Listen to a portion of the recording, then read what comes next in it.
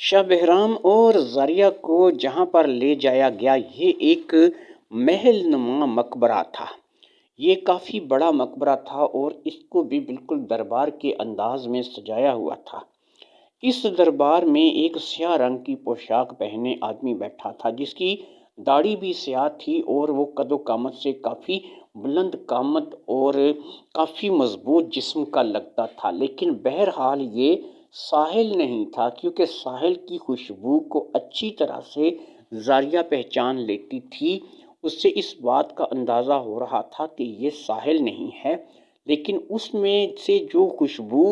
زاریہ نے محسوس کی وہ خوشبو نہیں تھی، وہ بدبو تھی اور ایک عجیب سی گندگی تھی جس کو اس نے محسوس کیا تھا۔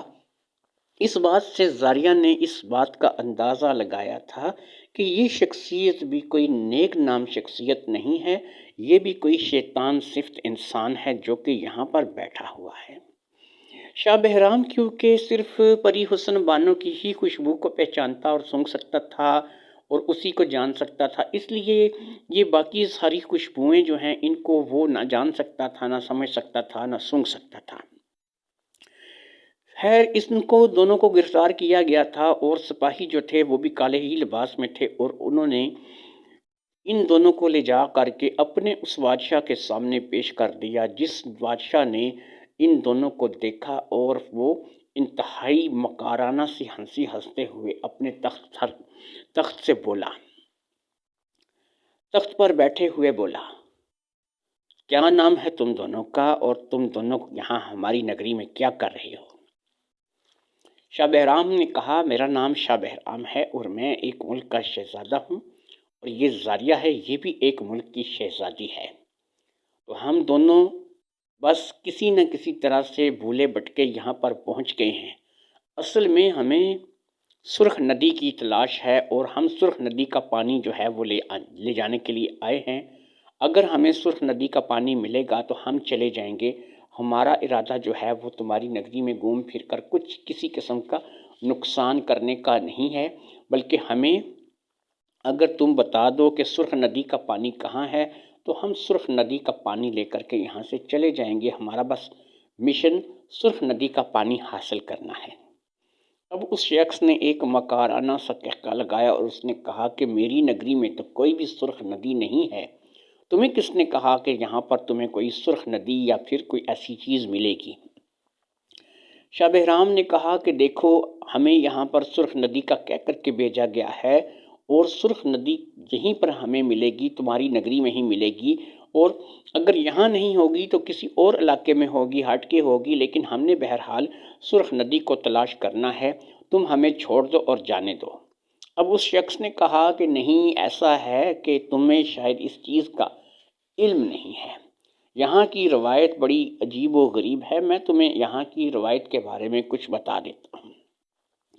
اگر کوئی مسافر میرے علاقے میں بھولا بھٹکا یہاں پر آ جاتا ہے تو میں اس کے ساتھ بڑا ہی عجیب و غریب قسم کا سلوک کرتا ہوں۔ جو اس میں سے لڑکی ہو تو میں اسے اپنی رانی بنا لیتا ہوں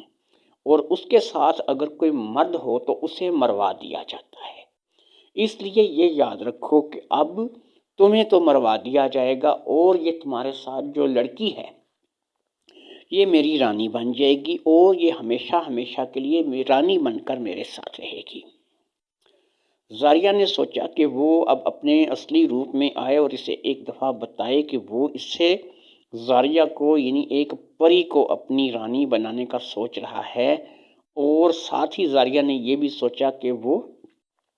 شاہ بہرام کو بھی دیکھے کہ شاہ بہرام یہاں پر کیا جواب دیتا ہے۔ شاہ بہرام نے تو اپنی تلوار کو میان سے نکال کر ہاتھ میں پکڑ لیا، اس نے کہا کہ کس کی موت آئی ہے جو مجھے مارے گا، اور جو مجھ سے مقابلہ کرنا چاہے وہ میرے سامنے آئے۔ زاریہ نے سوچا کہ پہلے شاہ بہرام ان سے نپٹ لے، پھر وہ اپنے اصلی روپ میں آئے گی، اگر اس نے ضرورت محسوس کی تب ہی وہ اپنا روپ بدلے گی اور پری کا روپ اختیار کرے گی، ورنہ وہ اسی روپ میں رہ کر کے شاہ بہرام کی مدد کرنے کی کوشش کرے گی۔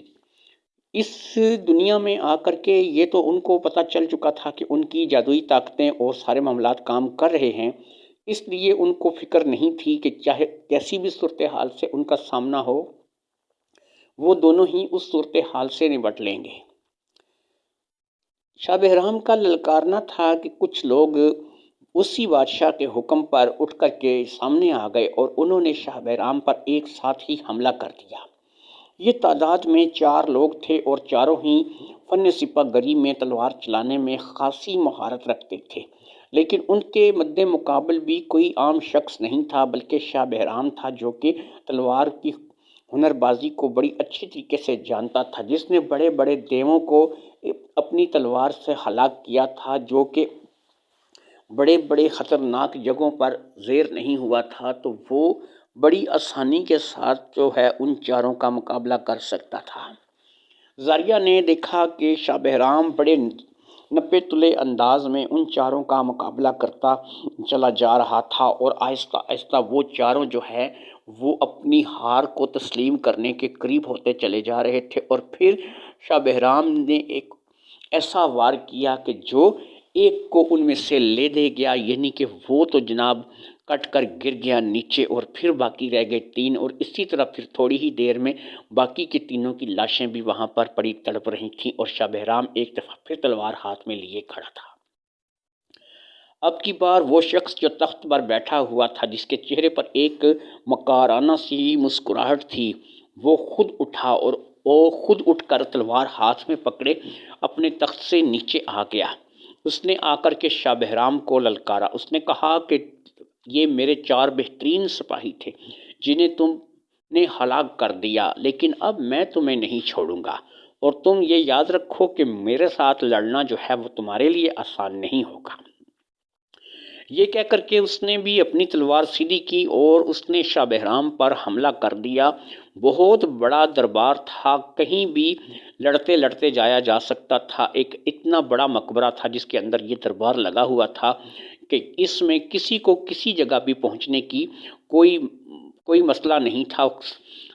کہیں بھی جایا جا سکتا تھا، لڑتے لڑتے کہیں بھی پہنچا جا سکتا تھا۔ یہی وجہ تھی کہ دونوں ہی بڑی زبردست جنگ کر رہے تھے، اور زاریہ اس بات کو محسوس کر رہی تھی کہ یہ شخص کسی بھی طرح شاہ بہرام سے کم تلوار باز نہیں ہے، بلکہ وہ شاہ بہرام پر رفتہ رفتہ حاوی ہوتا جا رہا تھا، اور شاہ بہرام جو ہے اس کے آگے کمزور پڑتا چلا جا رہا تھا۔ زاریہ نے اپنے من ہی من میں اس بات کو طے کر لیا تھا کہ اگر شاہ بہرام کمزور پڑا اور اس نے دیکھا کہ شاہ بہرام کی جان کو خطرہ ہے، تو پھر وہ کوئی ایسا وار کرے گی کہ جس سے سانپ بھی مر جائے اور لاٹھی بھی نہ ٹوٹے، یعنی وہ اس شخص کی ہلاکت کا خود بندوبست کر دے گی۔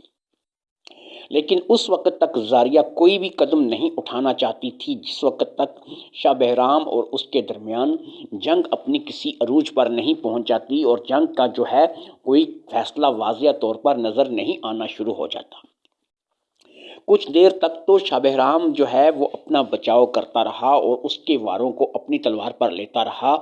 لیکن اس کے بعد شاہ بہرام نے بھی کچھ ایسے وار کیے کہ وہ شخص بھی تھوڑا سا گھبرا گیا۔ اب دونوں ہی ایک دوسرے کے مد مقابل ہم پلہ لڑ رہے تھے، اور دونوں ہی ایک دوسرے کو زیر کرنے کے لیے اپنی بھرپور کوشش کر رہے تھے،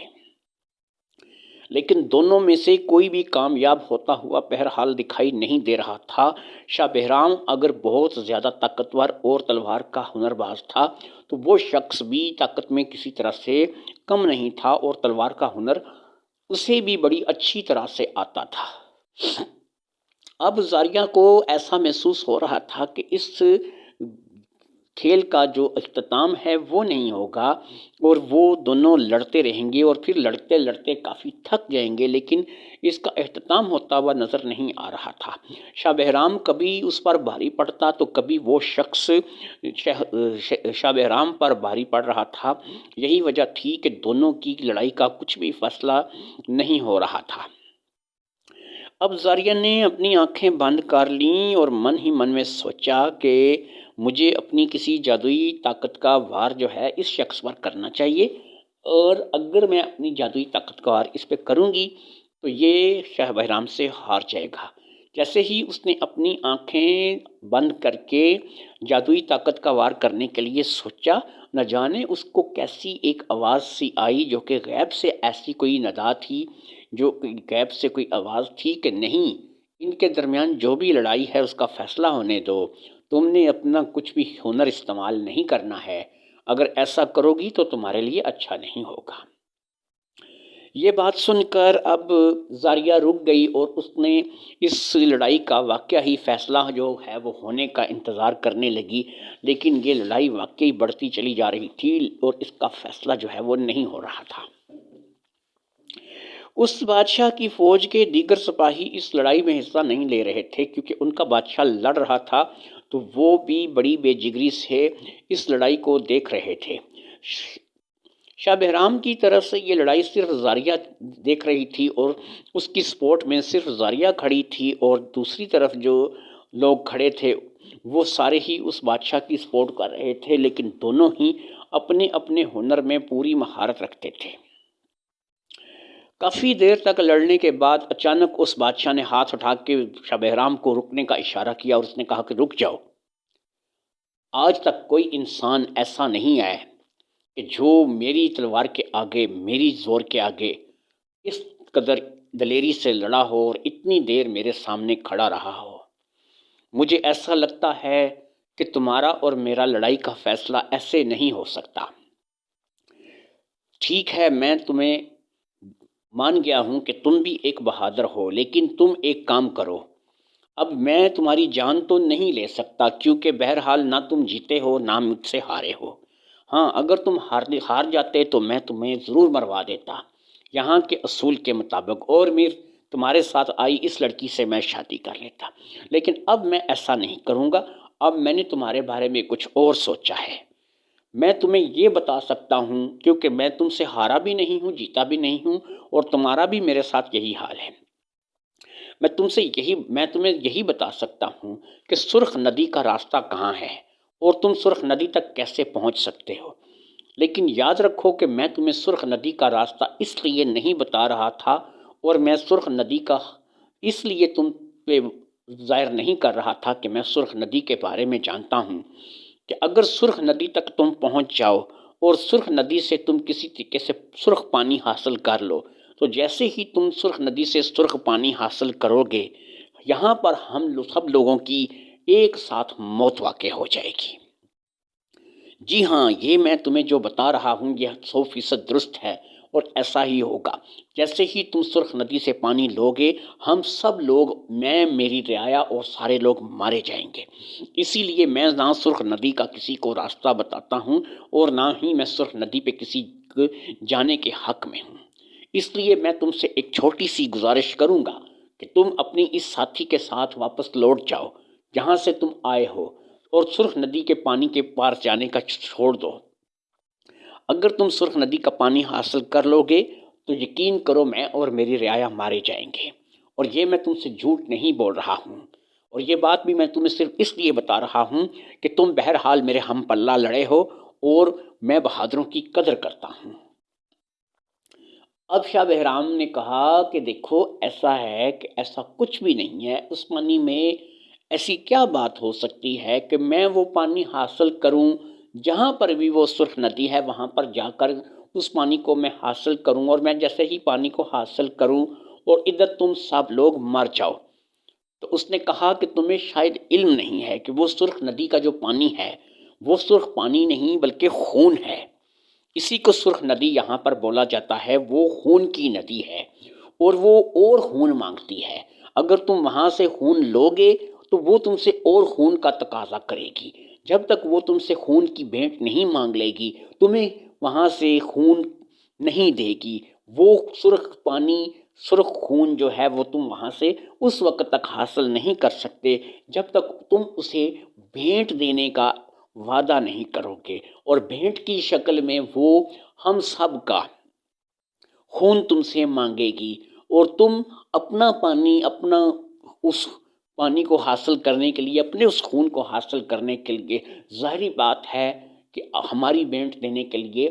مان جاؤ گے، اور جیسے ہی تم نے اس چیز کی حامی بھری اور تم نے وہاں اس ندی سے پانی نکالا، یہاں پر میں اور میری رعایا بے موت مارے جائیں گے، ہمارے جسموں سے سارا خون نکل جائے گا اور وہ خون اس ندی کی جانب روانہ ہو جائے گا اور اس ندی میں جا کر کے گرے گا۔ تم اس ندی میں سے خون لے لو گے، لیکن وہ خون جو ہے وہ ہمارے خونوں میں شامل ہو جائے گا۔ شاہ بہرام نے کہا کہ دیکھو بادشاہ، میں تمہاری بات کو جھٹلاتا نہیں ہوں، لیکن یہ بات مجھے بڑی عجیب لگتی ہے کہ ایسا کیسے ہو سکتا ہے۔ تو اس نے کہا کہ سنو، وہ ندی جادوگر کی ہے، اس جادوگر کا نام قہرمان ہے۔ جب تک قہرمان زندہ ہے ہم لوگ اس کے عطاب کا شکار رہیں گے، اور اگر وہ قہرمان کی ندی جو کہ سرخ ندی ہے، خون کی ندی ہے، تم وہاں پر پہنچ جاتے ہو تو یاد رکھو کہ قہرمان ہی ہے کہ جس کا جادو، جس کا طلسم جو ہے وہ ہم لوگوں کے خون نچوڑ کر اس ندی میں شامل کرے گا۔ شاہ بہرام نے کہا ایسا نہیں ہو سکتا کہ ہم قہرمان کا خاتمہ کر دیں اور قہرمان کے خاتمے کے ساتھ ہی جو ہے وہ تم لوگ محفوظ ہو جاؤ گے اور ہم اس ندی سے پانی لے کر کے چلے جائیں گے۔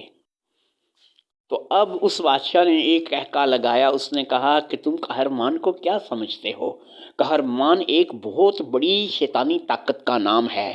ہم خود قہرمان کے سے بہت زیادہ ڈرتے ہیں۔ میرے سامنے تم نے دیکھا کہ میں ایک اچھا تلوار باز اور بہادر ہوں، لیکن میں خود کبھی قہرمان کے سامنے نہیں گیا، کیونکہ مجھے پتا ہے کہ قہرمان ایک بہت بڑی شیطانی طاقت کا نام ہے اور قہرمان کو مارنا میرے بس کا نہیں ہے۔ شاہ بہرام نے کہا کہ تم مجھے بتاؤ کہ قہرمان کہاں ہوتا ہے، کیونکہ اب تو میرا یہ فرض ہے کہ میں پہلے قہرمان کا خاتمہ کروں، اور جیسے ہی قہرمان کا خاتمہ ہو جائے اس کے بعد میں پھر اس سرخ ندی کی طرف بڑھوں، کیونکہ قہرمان مر چکا ہوگا تو اس لیے تم لوگوں کی بھی ہلاکت نہیں ہوگی اور تم لوگ جو ہے وہ اس ندی کے عطاب سے اور اس جادو اس طلسم سے محفوظ رہو گے۔ اب اس بادشاہ نے کہا ٹھیک ہے، اگر تم قہرمان کا ٹھکانہ جاننا چاہتے ہو تو میں اپنی مکمل رعایا کی حفاظت کے لیے اس بات تمہیں قہرمان کا ٹھکانہ بتانے کے لیے تیار ہوں، لیکن میں خود بھی تمہارے ساتھ جاؤں گا، کیونکہ میں چاہتا ہوں کہ میں خود بھی قہرمان کا خاتمہ کروں۔ میں ہمت آج تک نہیں جٹا پایا اس بات کی، لیکن تمہاری بات سن کر کے تم قہرمان کا مقابلہ کرو گے تو پھر میں کیوں پیچھے رہوں؟ مجھے بھی قہرمان کا مقابلہ کرنا ہے، مجھے بھی پھر اس کے ساتھ جو بھی جنگ کرنی پڑے گی میں اس کے ساتھ وہ جنگ کروں گا۔ اب شاہ بہرام نے پوچھا ٹھیک ہے تم بھی ہمارے ساتھ چلو، لیکن مجھے یہ بتاؤ کہ سب سے پہلے کہ تمہارا نام کیا ہے؟ اس نے کہا میرا نام شاہ زمان ہے اور یہ میری ریاست ہے۔ جس ریاست میں تم کھڑے ہو یہاں پر تم نے دیکھا ہوگا کہ یہ سارے ہی لوگ کالے لباس پہنتے ہیں، اور یہ کالے لباس بھی اسی کی طلسم، اس کی جادو کا ہی حصہ ہے۔ اگر ہم لوگ کالے لباس نہ پہنیں تو ہر روز ایک آدمی کا خون نچڑ کر اس کے جسم سے خود بخود لال ندی میں چلا جائے گا، اور جیسے ہی وہ خون اس کے جسم سے نچڑ کر چلا جائے گا اسی طرح ہر روز ایک آدمی میری سلطنت کا مرتا چلا جائے گا، اور ایک دن میری باری بھی آئے گی، اور اسی طرح سے نہ میری سلطنت میں کوئی انسان رہے گا، نہ کوئی عورت، نہ کوئی مرد، نہ کوئی بوڑھا، نہ کوئی بچہ۔ اب اس بات کو سن کے شاہ بہرام نے کہا ٹھیک ہے پھر تو ہمیں قہرمان کا لازمی خاتمہ کرنا چاہیے۔ زاریہ نے بھی کہا ٹھیک ہے ہم قہرمان کے خاتمے کے لیے جائیں گے، لیکن اس سے پہلے تم ہمیں یہ بتاؤ کہ قہرمان کون ہے اور اس کی حقیقت کیا ہے؟ تم نے کہا کہ وہ شیطان کا ایک چیلا ہے اور وہ خود بہت طاقتور ایک شخصیت کا مالک ہے، وہ ہے کیا؟ اب شاہ زمان نے کہا قہرمان ایک جادوگر ہے، وہ ایک ایسا جادوگر ہے کہ وہ لمحوں میں کہیں سے کہیں پہنچ جاتا ہے، وہ بہت طاقتور جادوگر ہے، اتنا طاقتور کہ جہاں وہ کسی جگہ پر ظاہر ہوتا ہے تو وہاں پر آندیاں چلنے لگتی ہیں، زمین کانپنے لگتی ہے اور سرخ آندھی آتی ہے۔ قہرمان جو ہے وہ بہت بڑی شیطانی طاقت کا مالک ہے، اور قہرمان جو ہے اس کو ہم کسی بھی طریقے سے زیر نہیں کر سکے آج تک۔ وہ ہم پر حکومت کرتا آیا ہے اور قہرمان کی حکومت جو ہے وہ آج تک ہم لوگوں پر قائم ہے۔ اب شاہ بہرام نے شاہ زمان سے کہا کہ ٹھیک ہے، تم میرے ساتھ چلو اور مجھے بتاؤ کہ قہرمان کہاں رہتا ہے، باقی اس کا خاتمہ جو ہے وہ تم مجھ پر چھوڑ دو۔ میں قہرمان جیسے کئی شیطانوں کو دھول چٹا چکا ہوں، تم فکر نہ کرو، میں اس کا خاتمہ کر دوں گا۔ اب شاہ زمان نے اپنے سپاہیوں کو بلایا اور کہا کہ ٹھیک ہے، میرے پیچھے تم لوگ سلطنت کی نگرانی رکھنا اور کسی قسم کی گڑبڑ کی شکل میں مجھے فوری طور پر تم لوگ کیا کرنا کہ شاہی پرندے کے ذریعے سے پیغام بھیج دینا۔ اگر تمہیں کوئی ایسا خطرہ نظر آئے تو شاہی پرندے کے ذریعے سے مجھے پیغام بھیج دینا۔ میں شاہ بہرام اور زاریہ کے ساتھ جا رہا ہوں۔ اب مجھے اس ہر حال میں قہرمان کا خاتمہ کرنا ہے اور اپنے سر پر سوار اس خوف کو ختم کرنا ہے جو آج تک ہم سب لوگوں کے سروں پر سوار ہے، یعنی قہرمان کا جادو اور قہرمان کے طلسمات۔ اب زاریہ نے کہا کہ ٹھیک ہے، ہم سب لوگ چلتے ہیں یہاں سے۔ یہاں پر زاریہ ابھی بھی اپنا اصلی روپ ظاہر نہیں کرنا چاہتی تھی اور جو تلوار اب شاہ بہرام کے پاس تھی وہ میان میں جا چکی تھی، اور تینوں نے یہاں سے اس علاقے کے طرف جانے کا قصد کیا کہ جس علاقے میں اب قہرمان جو ہے اس کا ٹھکانہ تھا، جہاں پر قہرمان رہتا تھا۔ شاہ زمان کے بقول قہرمان ایک ایسی جگہ پر رہتا تھا کہ جہاں دور دور تک انسان کا نام و نشان نہیں تھا، کوئی چرند پرند جنگل کا نام و نشان نہیں تھا، ایک ریگستانی ریتلا علاقہ تھا، اور اس ریگستانی ریت کے علاقے کے اندر ایک محل تھا جس میں وہ قہرمان رہتا تھا۔ اور شاہ زمان کو خود اس بات کی حیرت تھی کہ اس ریت میں یہ محل جو ہے اس نے کیسے کھڑا کیا ہے، لیکن بہرحال قہرمان کا محل وہ ایک ریگستانی علاقے میں تھا جو کہ وہاں سے کافی دور تھا۔ اب شاہ زمان نے ایک قلین جو کہ اسے کسی نے دیا ہوا تھا وہ نکالا اور کہا کہ یہ قلین جو ہے یہ اڑنے والا قلین ہے، اور یہ میرے پاس ایک ایسی چیز ہے کہ جو ہمیں بہت جلد جو ہے وہ قہرمان تک پہنچا دے گی، اور اس قلین کے ذریعے سے ہم باقی کسی سفر کی مصیبت سے بچ جائیں گے اور سیدھا ہم اس علاقے میں جا کر کے اتریں گے جو کہ قہرمان کا علاقہ ہے۔ اب زاریہ، شاہ زمان اور پھر شاہ بہرام تینوں ہی اس قلین پر سوار ہوئے، تو اب شاہ زمان نے اس قلین کو اڑنے کا حکم دیا اور اسے قہرمان کی نگری کی طرف چلنے کے لیے کہا۔ وہ قلین ایک سمت میں اڑنے لگا اور تینوں اس سمت کی طرف دیکھنے لگے جس سمت پہ وہ قلین جا رہا تھا، اور تینوں ہی اس قلین کے اوپر کھڑے سفر سے لطف اندوز ہو رہے تھے۔ زاریہ کو اب وہ بدبو اس شاہ زمان سے نہیں آ رہی تھی جسے اس نے شروع میں محسوس کیا تھا، یعنی اب واقعہ ہی شاہ زمان کے اندر اچھی تبدیلی آئی تھی اور وہ ان کے ساتھ دل سے چلا تھا۔ اس لیے زاریہ نے اس بات کو دبکے انداز میں شاہ بہرام کو بھی بتا دیا تھا، اور شاہ بہرام نے بھی اس بات پہ خوشی کا اظہار کیا تھا کہ چلو، ہمارے آنے کی وجہ سے اس کے اندر کی گندگی جو ہے وہ نکل گئی، اور اس نے بھی جو اس کے اندر جو برائی تھی وہ ختم ہوئی، اور یہ بھی ہمارے ساتھ نیکی کے کام کے لیے نکل کھڑا ہوا۔ قلین اڑتا ہوا چلا جا رہا تھا اور قلین نے ایک رفتار سے ہی سفر کرنا جاری رکھا ہوا تھا۔ زاریہ چاہتی تو بہت جلد وہاں پہنچ سکتی تھی، قلین سے بہت زیادہ تیز رفتار زاریہ کی اپنی تھی، لیکن زاریہ آخری وقت تک اس بات کو ظاہر نہیں کرنا چاہتی تھی کہ وہ ایک پری ہے اور اس کے پاس بھی طلسمات جادو کا ذخیرہ موجود ہے۔ وہ اپنے طلسمات جادو کے ذخیرے کو اور اپنی پری ہونے کی بات کو پوشیدہ رکھنا چاہتی تھی۔ ہو سکتا ہے قہرمان کے خاتمے کے لیے اس کی یہ صلاحیتیں کام آتی اور وہ قہرمان کے لیے موت کا سبب بن جاتی۔ بہرحال اس نے قہرمان کی موت کے بارے میں سوچ ضرور لیا تھا۔ اس نے یہ سوچ لیا تھا کہ وہ کتنا ہی بڑا جادوگر کیوں نہ ہو، کیونکہ میں ایک ایسی پری ہوں کہ جو اللہ کی کلام کو بڑی اچھی طرح سے جانتی ہوں، پڑھ سکتی ہوں، اور میں اگر اللہ کی کلام کو پڑھوں گی تو اس قہرمان کا کوئی جادو بھی مجھ پر یا پھر میرے ساتھیوں پر اثر نہیں کر سکے گا۔ تینوں ہی اسی طرف رواں دواں تھے اور پھر آخر کار کلین جو ہے وہ آہستہ ہونا شروع ہو گیا۔ یہ بالکل ہی ایک ویران سا ریگستانی علاقہ تھا، دور دور تک واقعہ ہی کوئی آبادی نظر نہیں آ رہی تھی، نہ ہی کوئی کھانے پینے کی چیز تھی، نہ ہی کوئی جنگل تھا، نہ ہی کوئی پھول تھے، نہ کوئی پھل تھے۔ بالکل ہی یہ ایک ریگستانی علاقہ تھا جہاں پر کہ یہ کلین ان کو لے کر آ گیا تھا اور پھر وہ تینوں ہی اس کلین سے اتر آئے۔ جیسے ہی وہ تینوں اس کلین سے اترے، ایک عجیب سی بدبو کا احساس جو ہے وہ زاریہ اور شاہ بہرام کے کانوں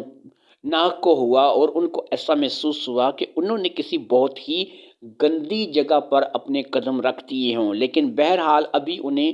دور دور تک کوئی کسی قسم کا محل نظر نہیں آ رہا تھا۔ تینوں نے چلنا شروع کر دیا۔ ان کا تینوں کا رخ جو ہے وہ اسی محل کی تلاش میں تھا جو محل قہرمان کا محل شاہ زمان نے انہیں بتایا تھا۔ ایک بات یہاں پر آ کر بڑی ہی عجیب و غریب ہوئی تھی۔ زاریہ کو ایک دفعہ پھر شاہ زمان کے جسم سے ایک عجیب سی بدبو آنے لگی تھی، ایک ایسی بدبو جو کہ اچھے انسان کی نہیں تھی اور وہ اس بات کو محسوس کر رہی تھی۔ اس نے ایک دفعہ پھر شاہ بہرام کو اس بات کے بارے میں بتا دیا۔ شاہ بہرام نے بھی زاریہ سے کہا کہ تم کیسا محسوس کر رہی ہو، مجھے سمجھ نہیں آتا۔ تم نے کہا کہ تم نے تھوڑی دیر کے لیے محسوس کیا کہ یہ شخص جو ہے وہ اچھا ہو گیا ہے، اور اب تم کہتی ہو کہ اس کے اندر سے تمہیں پھر وہی شیطانی بدبو آنے لگ گئی ہے۔ چلو جو بھی ہوگا دیکھا جائے گا، تو ہم اس کی طرف سے بھی آنکھیں بند نہیں کریں گے بلکہ پوری طرح سے اس کے ساتھ بھی مقابلے کے لیے تیار رہیں گے۔ کافی دیر تک وہ لوگ ریگستان میں یوں ہی چلتے رہے اور کافی دور نکل آئے، لیکن وہاں پر بھی انہیں کوئی محل نظر نہیں آیا۔ لیکن جیسے ہی وہ ایک جگہ پر پہنچے، وہاں پر پہنچ کر شاہ زمان رک گیا۔ اس نے ہاتھ اٹھا کر دونوں کو رکنے کا اشارہ کیا اور پھر جیسے ہی وہ دونوں رکے، ایک پنجرہ اوپر سے آیا، اچانک ہی نمودار ہوا اور اس نے دونوں کو ہی اپنے اندر قید کر لیا۔ اب شاہ بہرام بھی اور زاریہ بھی دونوں اس لوہے کے پنجرے میں قید تھے، اور پھر دیکھتے ہی دیکھتے وہ پنجرہ چھوٹا ہوتا چلا گیا اور زاریہ اور شاہ بہرام بھی، ان کا قد بھی چھوٹا ہوتا چلا گیا،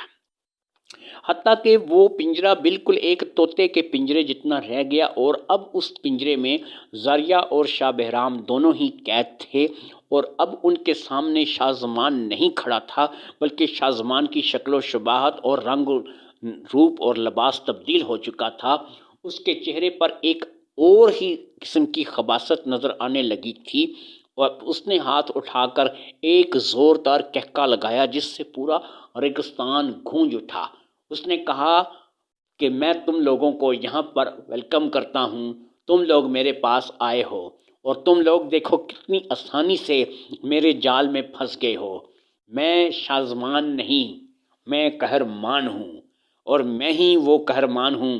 کہ جو شاہ زمان کی ریاست پر قہر بن کر ٹوٹا ہوا ہے۔ شاہ زمان کون ہے؟ شاہ زمان بھی میں ہوں اور قہرمان بھی میں ہوں، لیکن تمہیں اس بات کا پتہ نہیں لگے گا کہ شاہ زمان اور قہرمان کا راز کیا ہے۔ تم لوگ سرخ ندی کا پانی لینے آئے ہو جو کہ تم لوگوں کو کبھی نہیں مل سکے گا، اور یہی پنجرہ تم دونوں کی قبر بنے گا۔ یہ کہہ کر کے اس نے آنکھیں بند کر کے کچھ نہ کچھ بڑبڑانا شروع کر دیا۔ جب زاریہ نے دیکھا کہ اب چارہ کار کوئی نہیں اور شاہ بہرام بھی پریشان ہے کہ یہ کیا ہو چکا ہے، تو زاریہ نے فٹافٹ سے اللہ کی کلام کا ورد شروع کر دیا۔ اب وہ بلند آواز سے اللہ کی کلام کو پڑھ رہی تھی، جسے پڑھتا دیکھ کر قہرمان ایک دم سے چونک گیا اور اس نے آنکھیں پھاڑ پھاڑ کر پنجرے کی طرف دیکھنا شروع کر دیا۔ اسے اس عجیب و غریب کلام کا پتہ نہیں تھا کہ یہ کیا ہے اور زاریہ کیا پڑھ رہی ہے، لیکن زاریہ کی آواز بلند تر ہوتی چلی جا رہی تھی اور قہرمان کا کوئی بھی جادو، کوئی بھی چیز کام نہیں کر رہی تھی۔ قہرمان لرزنے لگا اور پیچھے ہٹ گیا۔ اسے اس بات کی سمجھ نہیں آ رہی تھی کہ یہ لڑکی کیا پڑھ رہی ہے، یہ کون سا جادو ہے جو اس کی سمجھ میں نہیں آ رہا۔ اور پھر ایک دھماکے سے پنجرہ پھٹ گیا۔ شاہ بہرام اور زاریہ پنجرے سے باہر نکل آئے۔